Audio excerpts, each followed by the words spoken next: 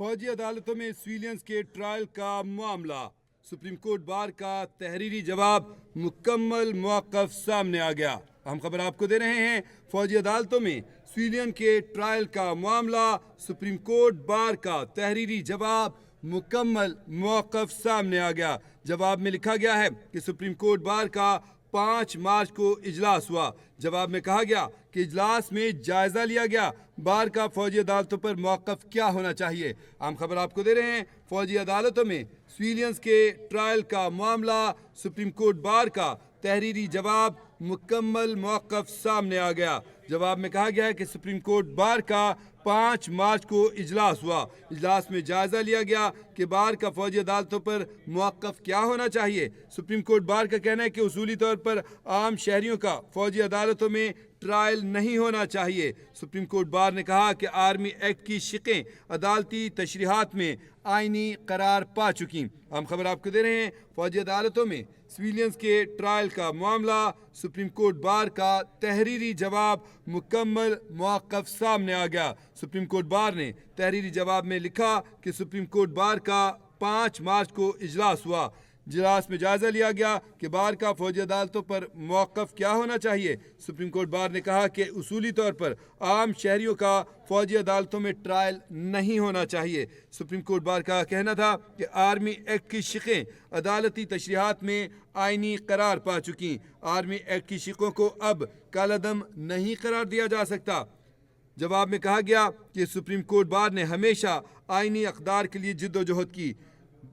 بار کا ماننا ہے کہ سیکیورٹی، امن اور لا اینڈ آرڈر بھی بنیادی آئینی اقدار ہیں۔ سپریم کورٹ بار نے کہا کہ دہشت گردی میں شدت آئی، پاکستان کے شہری امن اور ہم آہنگی کے مستحق ہیں۔ سپریم کورٹ بار کا کہنا تھا کہ تمام آئینی اور قانونی اقدامات دہشت گردی کے خاتمے کے لیے ہونے چاہیے۔ اس حوالے سے مزید اپڈیٹس دیتے ہیں، اسلام آباد سے نمائندہ کیپٹل ٹی وی نثار عابد ہمارے ساتھ لائن پر موجود ہیں۔ جی نثار عابد، سپریم کورٹ بار کا تحریری جواب آ گیا ہے، اپڈیٹ کیجیے گا۔ جی بالکل، سپریم کورٹ آف پاکستان میں فوجی عدالتوں میں سیولینز کے ٹرائل کا یہ معاملہ ہے۔ سپریم کورٹ بار کا جو تحریری جواب ہے وہ مکمل سامنے آیا ہے۔ جواب میں کہا گیا کہ سپریم کورٹ بار کا 5 مارچ کو اجلاس ہوا۔ جواب میں کہا گیا کہ اجلاس میں جائزہ لیا گیا بار کا فوجی عدالتوں پر موقف کیا ہونا چاہیے۔ اسی طرح سپریم کورٹ بار کا جو ہے کہنا ہے کہ اصولی طور پر عام شہریوں کا فوجی عدالتوں میں ٹرائل جو ہے وہ نہیں ہونا چاہیے۔ سپریم کورٹ بار کا کہنا ہے کہ آرمی ایکٹ کی شقیں عدالتی تشریحات میں آئینی قرار پائی جا چکی ہیں۔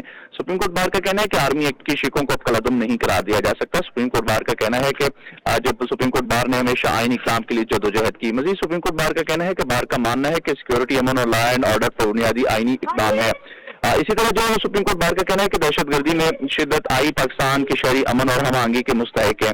اسی طرح سپریم کورٹ بار کا کہنا ہے کہ تمام آئینی اور قانونی اقدامات دہشت گردی کے خاتمے کے لیے ہونے چاہیے۔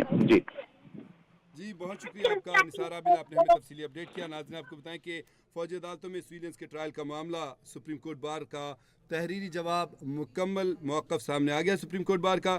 سپریم کورٹ بار نے اپنے جواب میں کہا ہے کہ سپریم کورٹ بار کا 5 مارچ کو اجلاس ہوا جس میں جائزہ لیا گیا کہ بار کا فوجی عدالتوں پر موقف کیا ہونا چاہیے۔ اصولی طور پر عام شہریوں کا فوجی عدالتوں میں ٹرائل نہیں ہونا چاہیے۔ سپریم کورٹ بار نے یہ اپنے جواب میں لکھا ہے اور کہا ہے کہ آرمی ایکٹ کی شقیں عدالتی تشریحات میں آئینی قرار پا چکی ہیں۔